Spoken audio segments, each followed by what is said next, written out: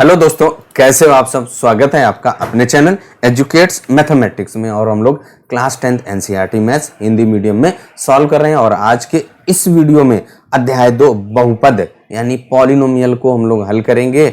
उसका यहाँ पे पहले इंट्रोडक्शन देंगे, यानी कि परिचय क्या क्या पढ़ने वाले हैं, और उसके बाद हम लोग जो प्रश्नावली 2.1 है उसको हल करेंगे। तो सबसे पहले देखिए, आपने क्या है क्लास 9th में पढ़ रखा है बहुपद, और बहुपद में पढ़ा होगा बहुपद की घात, एक पदी व्यंजक, द्विपदी, त्रिपदी, ये पढ़ रखे ना। इसके बाद घात के आधार पर बहुपद के प्रकार क्या होते थे, एक आपका रेखीय यानी एक घाती, द्विघाती, तीन घाती, ये पढ़े था। वही यहाँ पे हम लोग पढ़ने वाले हैं। तो सबसे पहले देखिए क्या है बहुपद की घात क्या होती है, कि जो हम लोगों का बहुपद होता है उसको अगर लिखने की बात की जाए तो यहाँ पे उसको हम लोग हमेशा ऐसे px, qx, rx या py, pt ऐसे लिखते हैं। बहुपद हम लोगों का py, pt, अगर चर आपका t है तो pt लिख देंगे, या आप ऐसे लिख सकते हैं rx लिख सकते हैं, या आप qx लिख सकते हैं, या आप gx। बहुपद को इस तरीके से हम लोग प्रदर्शित करते हैं। अब अगर एक हम लोग कोई बहुपद लिखते हैं, यहाँ पे मान लो आपका दिया गया है px बराबर x की घात 2 धन का 5x और धन का 4।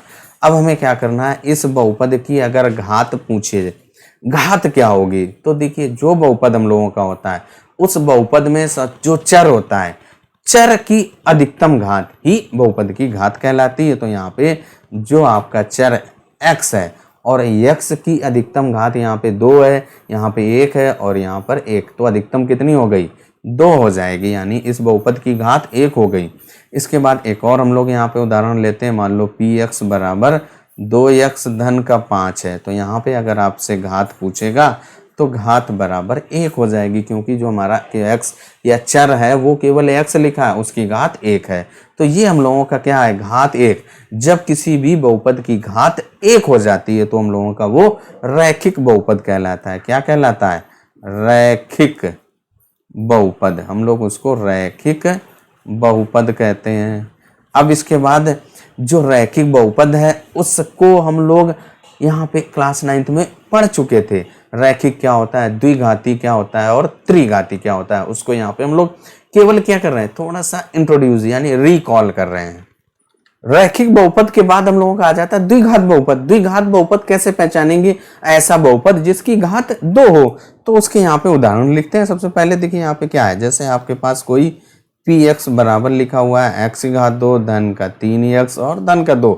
ये हम लोगों का क्या है, यहाँ पे इसकी जो चर है उसकी अधिकतम घात 2 है, क्योंकि इसकी घात आपकी 2 है इसलिए आपका द्विघात बहुपद। इसके बाद और उदाहरण लेते हैं। मान लो आपका x की घात 2 माइनस का 5x और धन का 6, ये भी हमारा क्या है, द्विघात बहुपद है। बहुत सारे एग्जांपल आप मान लो, आप t की घात 2 माइनस का 2, इसकी भी यहाँ पे t में चर है और उसकी घात 2 है, तो इसलिए आपका ये द्विघात बहुपद हो जाएगा। अब अगर आपके पास लिखा हुआ है u की घात 2 माइनस का 3u, अब यहाँ पे ये भी हम लोगों का क्या है, द्विघात बहुपद है, क्योंकि इसकी जो घात है वो 2 है। द्विघात के बाद आ जाता है हम लोगों का त्रिघात बहुपद। क्या आता है भाई, त्रिघात बहुपद। त्रिघात बहुपद क्या होता है, ऐसा बहुपद जिसकी घात 3 हो, यानी कि त्रिघात बहुपद। त्रिघात बहुपद। और अगर इसको इंग्लिश में कहें तो आपका क्यूबिक क्या होता है, क्यूबिक पॉलिनोमियल, इसको हम लोग क्यूबिक पॉलिनोमियल कहते हैं। अब इसके बाद अगर आपके इसके एग्जाम्पल या उदाहरण की बात करें तो आपका देखिए यहाँ पे लिख ले। मान लो आपका px बराबर x की घात 3 और धन का 2x की घात 2 धन का x और धन का 5। यहाँ पे जो आपका चर है वो x है और उसकी अधिकतम घात आपकी 3 है, इसलिए आपका ये त्रिघात बहुपद हो गया। अब इसके बाद इसका एक और उदाहरण यहाँ पे मान लो लिख लेते हैं। y की घात 3 माइनस 2 y की घात 2 धन का y।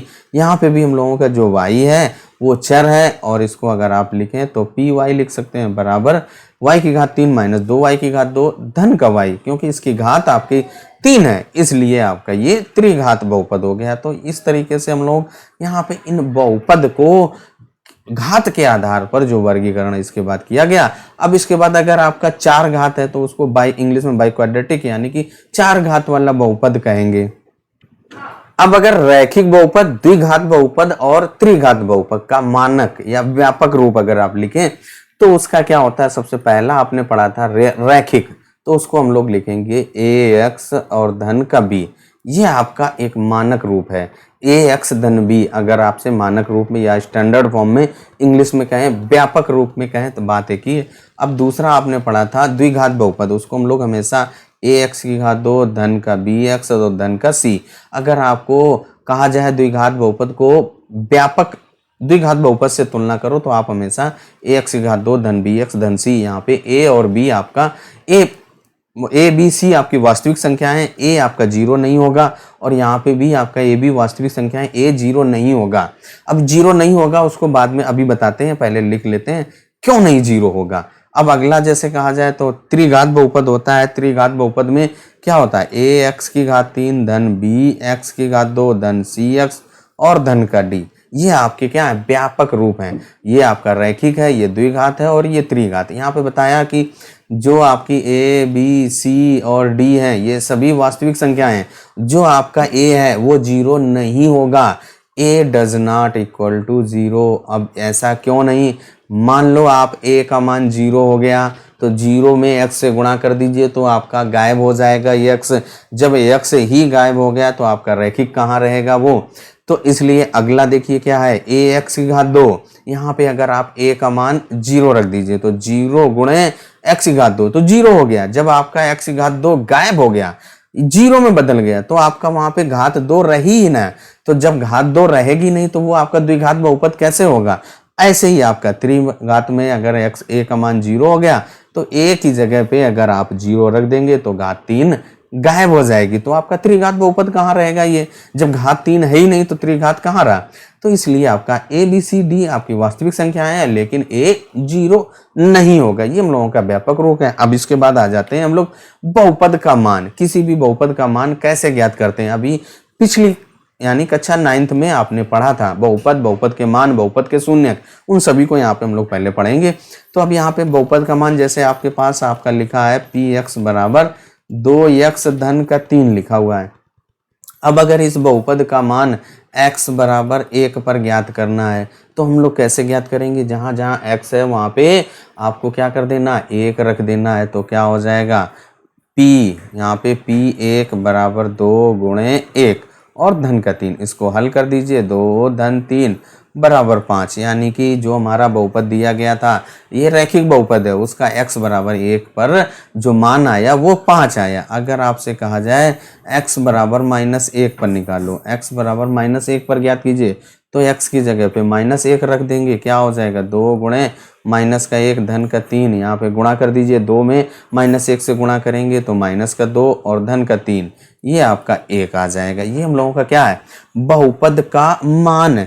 तो इस तरीके से आपका द्विघात बहुपद होगा तो वहां पे भी अगर जो चर होगा उस चर के जिस मान के लिए पूछेगा वो आप वहां पे मान रख देंगे उस बहुपद में और वही आपका उसका मान हो जाता है। अब इसके बाद आ जाते हैं हम लोग बहुपद का शून्यक। बहुपद का शून्यक, शून्यक का मतलब होता है कि जो शून्य में बदल दे, यानी यक्ष या यक्ष कहें या चर का वह मान जो बहुपद का मान 0 में बदल दे, वही आपका शून्य कहलाता। अभी जो हमने बहुपद का मान ज्ञात किया था वहीं अभी मान आ रहा था आपका 1 और 5 आया, अगर यही मान 0 हो जाता तो बहुपद का शून्यक हो जाता।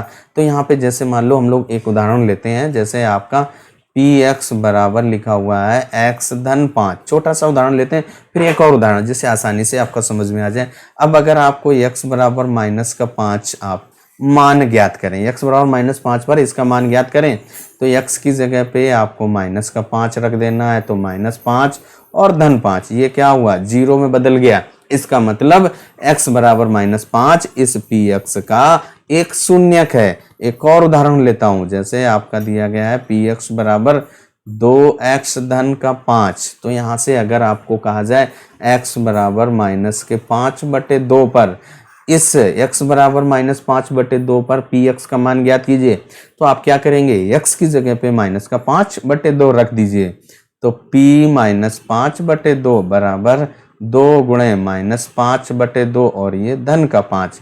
अब इसके बाद यहाँ 2 से 2 कट गया, क्या बचा आपका -5 और धन का 5। इसका मान क्या आ गया 0। इसका मतलब x बराबर -5/2 px का एक शून्यक है। शून्यक वही होता है जो बहुपद को 0 में बदल दे। अब अगर किसी भी बहुपद का शून्यक अगर आपको ज्ञात करना हो तो हम लोग क्या करेंगे, उस बहुपद को यानी उस px को 0 के बराबर कर देंगे। तो यहाँ पे देखिए जैसे आपका जो px बराबर x धन 5 था, तो इसको हम लोग अगर देखिए यहाँ पे यहीं पे करते हैं, अगर x धन 5 बराबर 0 कर दें तो इसको एक आपका समीकरण बन जाता है। इसको अगर आप हल कर दें तो क्या हो जाएगा, देखिए आप हल करेंगे तो x का मान आ जाएगा, तो x बराबर आपका -5 आ गया। यानी कि अगर हमें किसी भी बहुपद का शून्य ज्ञात करना है तो उस बहुपद को 0 के बराबर कर देंगे और उसको हल कर देंगे, आपका एक बहुपद का शून्यक आ जाएगा। अब हम लोग बहुपद का शून्यक ज्ञात करने के बाद अब आ जाते हैं बहुपद के जो शून्यक होते हैं उनका ज्यामितीय अर्थ क्या होता है। अभी तक हम लोग कक्षा 9 में बहुपद के शून्यक, चाहे आपका द्विघात बहुपद होता था, त्रिघात बहुपद होता था या रैखिक बहुपद होता था, सभी के आपने शून्यक ज्ञात किए थे। अब हम लोग क्या करेंगे, उन बहुपद के शून्यकों का ज्यामिति यानी ग्राफ अगर आप ड्रा करते हैं तो उसका क्या मतलब होता है। तो उसके लिए कोई एक हम लोग रैखिक बहुपद लेंगे। जो हम लोग यहाँ पे ग्राफ है आपके इस कक्षा 10 में अभी द्विघात बहुपद का ग्राफ आपको नहीं ड्रा करना, केवल ग्राफ का अध्ययन करना है। और रैखिक बहुपद का जो रैखिक बहुपद का जो ग्राफ है वो हम लोग यहाँ पर खींचेंगे। तो चलिए सबसे पहले एक कोई रैखिक बहुपद यहाँ पर लिखते हैं और उसका ग्राफ बनाते हैं। तो यहाँ पे देखिए जो बहुपद हैं उनके शून्यांकों का ज्यामितीय अर्थ क्या है, उसके लिए आपको एक ग्राफ बनाना पड़ेगा और एक कोई रैखिक बहुपद लेंगे, फिर उसके बाद वहां पर उसको निर्देशित करेंगे ग्राफ पर। तो ग्राफ शीट भी हम लोगों ने यहाँ पे ड्रा कर लिया है। अब पहले एक रैखिक बहुपद लेते हैं और फिर उसको यहाँ पर निर्देशित करते हैं। अब यहाँ पे हम लोगों ने क्या किया, एक px बराबर 2x धन 4 एक हम लोगों ने रैखिक बहुपद का उदाहरण लिया। अब देखिए क्या है, इसका पहले हम लोग ग्राफ पर उसको आलेखित करेंगे। जब आप आलेखित कर लेंगे तब जाकर के हम लोग उसका ज्यामितीय अर्थ क्या होगा उसको सीखेंगे। देखिए सबसे पहले यहाँ पर जो ग्राफ पे आलेखित करते हैं उसके लिए आपको क्या होना चाहिए, एक्स अक्ष होता है, ये वाई अक्ष। तो हम लोग क्या करेंगे, जो पी एक्स है इसको वाई मान लेते हैं थोड़ी देर के लिए, वाई बराबर 2x धन का 4। अब यहाँ से क्या करें, जो ग्राफ आपको ड्रा करना है तो उसके लिए कम से कम 2 बिंदुओं की जरूरत होगी, क्योंकि रैखिक बहुपद जो होता है उसका ग्राफ आपका एक सीधी रेखा आता है, वो हम लोग पहले से पढ़ चुके हैं। तो इसलिए आप क्या करेंगे, जो आपका y बराबर 2x धन 4 है इसको हम लोग क्या करें, कम से कम 2 बिंदु ज्ञात करें। तो सबसे पहले x बराबर 1 ले लीजिए, x बराबर 1 का परिमाण आप ज्ञात कीजिए, y बराबर 2 गुणे 1 और धन का 4 यानी 2 धन 4 बराबर 6। यानी कि जब आप यहाँ पे देखिए एक सारणी बना लीजिए, x और y, जब आप x 1 लेते हैं तो y का मान 6 आया। अब हम लोग क्या करेंगे, x बराबर -1 यानी x का मान -1 लिया तो y का मान क्या आएगा, तो यहाँ पे y बराबर 2 गुणे -1 और धन का 4। तो यहाँ पे आप इसको हल कर दीजिए तो -2 धन का 4 बराबर क्या आ जाएगा, धन का 2 आएगा। ये देखिए -2 और धन का 4 तो यानी कि आपका 2 आ जाएगा। अब हम लोग क्या करेंगे, इस ग्राफ यानी 2 बिंदु हमने ज्ञात कर लिए, अब इन दोनों बिंदुओं को ग्राफ पर ड्रा करेंगे। तो उसके लिए हम लोग यहाँ पर ग्राफ शीट लाते हैं। तो देखिए हम लोगों के यहाँ पे ग्राफ शीट है, ये आपका देखिए यहाँ पे क्या एक्स अक्ष और वाई अक्ष यहाँ पे निर्देशित कर देते हैं, और जो आपका ये वैल्यू है ये आपका यहाँ पर वाई है और ये इस दिशा में आपका ये एक्स अक्ष है। यहाँ जहाँ दोनों रेखाएं एक दूसरे को काटती हैं वो आपका मूल बिंदु होता है, उसके निर्देशांक 0,0। अब आपका ये जो इकाई है, एक स्क्वायर आपने एक इकाई ले लिया, एक ये आपका 2 है, ये आपका देखिए यहाँ पर 3, फिर इसके बाद 4 और 5, फिर इसके बाद यहाँ पर 6 और फिर इसके बाद आपका 7। यही वाई अक्ष में भी आपका होगा, देखिए यहाँ पे क्या हो जाएगा, यहाँ पे प्लस का 1 और ये आपका 2, फिर इसके बाद आपका 3, फिर 4 और इसके बाद 5, फिर 6 और 7। इसके बाद अगर माइनस में बात करें तो आपका माइनस का 1 होगा, इसको और थोड़ा बढ़ा दीजिए भाई, यहाँ पे क्या होगा -2, यहाँ पे 1 माइनस का और ये आपका -2 होगा, यहाँ पे -2। अब इसके बाद क्या करेंगे, इन बिंदुओं को जो आपने ज्ञात किए थे वो आपके बिंदु क्या हैं, 1,6 -1,2 यहाँ ग्राफ पर लिखते हैं। तो सबसे पहले बिंदुओं को लिख लेते हैं यहाँ पर 1,6 और -1, 2। तो जो बिंदु हमारे 1, 6 उसको आप इस ग्राफ पर आलेखित करें, x का मान 1 और y का मान 6, तो आपका ये बिंदु है। यहाँ पर 1, 6 यहाँ पर आएगा तो उसको ये हम लोगों का बिंदु है। ये क्या 1, 6। इसके बाद अगला बिंदु क्या है -1, 2 यानी x का मान -1, y का मान 2, ये बिंदु आपका है। अब अगर इनको यहाँ पर दोनों रेखाओं को मिला दीजिए, तो जब आप देखिए यहाँ पे इन दोनों रेखाओं को मिलाएंगे तो ये आपका ऐसे जा करके यहाँ पर आएगा।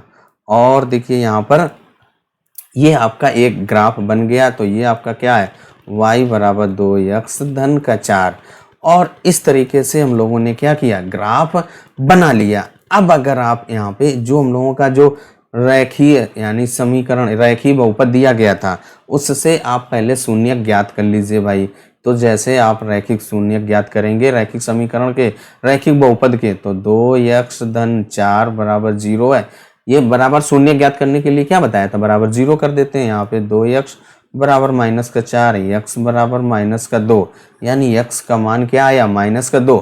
और हमारी जो सीधी रेखा है देखिए वो आपका -2 पर ही कट कर रही है। जो ग्राफ है वो क्या है, एक्स अक्ष पे कहाँ पे कट कर रहा है, ये बिंदु आपका है -2 पर कट कर रहा है, यानी x बराबर -2 इसका शून्यक होगा। यानी कि यहाँ से हमें पता चलता है कि अगर किसी भी बहुपद का ग्राफ अगर आपको बना बनाया मिल जाता है, वो x अक्ष पर जहाँ पे काटेगा वही उसका शून्यक होगा, वही उसका हल होगा, या वही x का मान होगा, वही उसके शून्यक होंगे।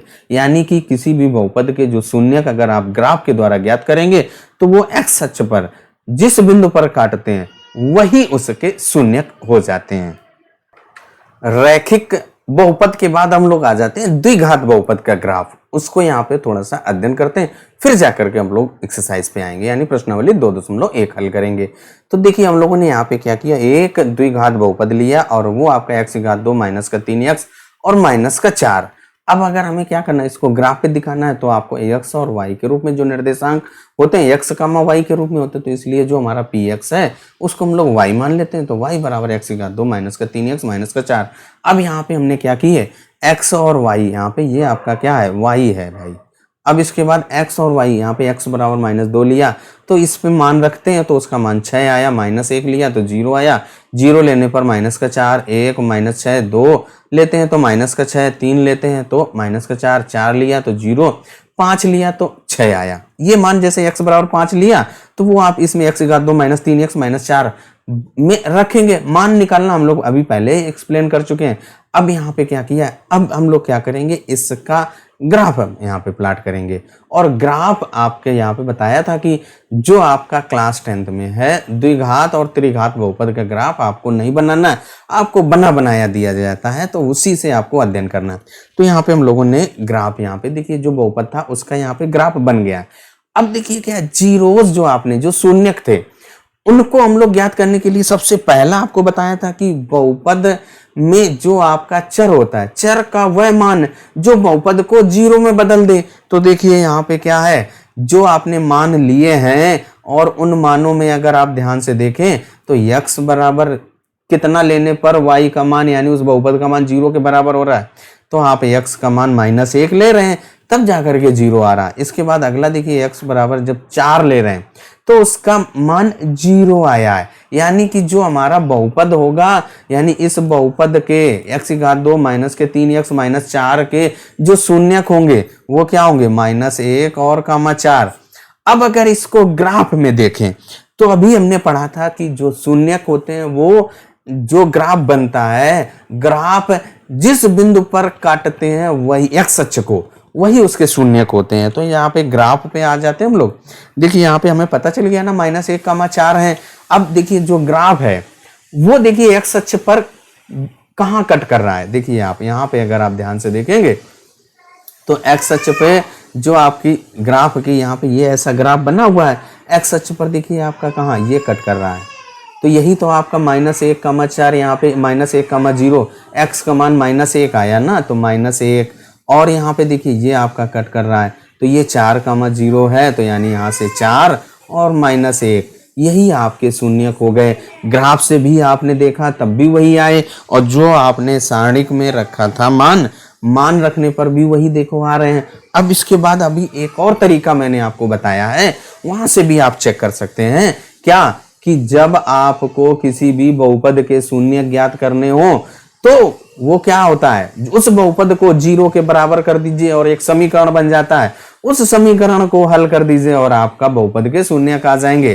तो हम लोगों का जो बहुपद दिया गया है x की घात 2 माइनस 3x माइनस 4, इसको हम लोग 0 के बराबर कर दीजिए, यानी x की घात 2 माइनस का 3x और माइनस का 4 बराबर 0। ये आपका एक द्विघात समीकरण बन गया। अब इस समीकरण को हल करने के लिए हमें क्या करना पड़ेगा, इसके गुणनखंड करने पड़ेंगे। और गुणनखंड क्या है, मध्य पद को विभाजित करके। तो उसके लिए देखिए यहाँ पे x की घात 2 4 एकम 4, ये हम लोग कक्षा 9 में पढ़ चुके हैं कैसे भी गुणनखंड करना है। तो 4 से 1 घटा दीजिए तो आपका 3 आ जाएगा, तो माइनस यहाँ पे 4 से 1 घटा दीजिए और x और माइनस 4 बराबर 0। अब यहाँ से ब्रैकेट खोल दीजिए तो क्या हो जाएगा, x की घात 2 माइनस का 4x और धन का x और माइनस 4 बराबर 0। यहाँ पे देखिए आपका x कॉमन आ रहा है पहले दो पदों से, तो x माइनस 4 और यहाँ से 1 कॉमन आ रहा है, तो x माइनस 4 और बराबर 0। यहाँ से देखिए आपका x माइनस 4 फिर से कॉमन आ गया, x धन 1 बराबर 0। यहाँ से अब क्या करेंगे, एक बार x माइनस 4 बराबर 0 करेंगे तो x माइनस 4 बराबर 0, तो यहाँ से x बराबर 4 आ गया। x का मान यानी कि इसका जो बहुपद दिया गया था उसका शून्यक 1 4 आ गया, वो हम लोगों का यहाँ पे ग्राफ में भी आ रहा है, और जो सारणिक में मान रख रहे थे वहां से भी आया, और जो गुणनखंड 0 के बराबर करके कर रहे थे वहां पे भी आ गया। अब इसके बाद देखिए अगला क्या है, x धन 1 बराबर 0, यानी कि x बराबर माइनस का 1 देखिए आ रहा है। तो यहाँ से जो आपका द्विघात हो, चाहे रैखिक हो, चाहे त्रिघात हो, अगर उसका ग्राफ आपको दिया गया हो, उस ग्राफ को देख करके अगर आपको उस बहुपद के शून्यक ज्ञात करने हो तो हम केवल इतना ही देखेंगे, जो हमारा ग्राफ है जैसा भी बनाओ, चाहे ऐसे बनाओ चाहे रैखिक बनाओ, वो x अक्ष पर किस बिंदु पर काट रहा है वही उसका शून्यक होगा।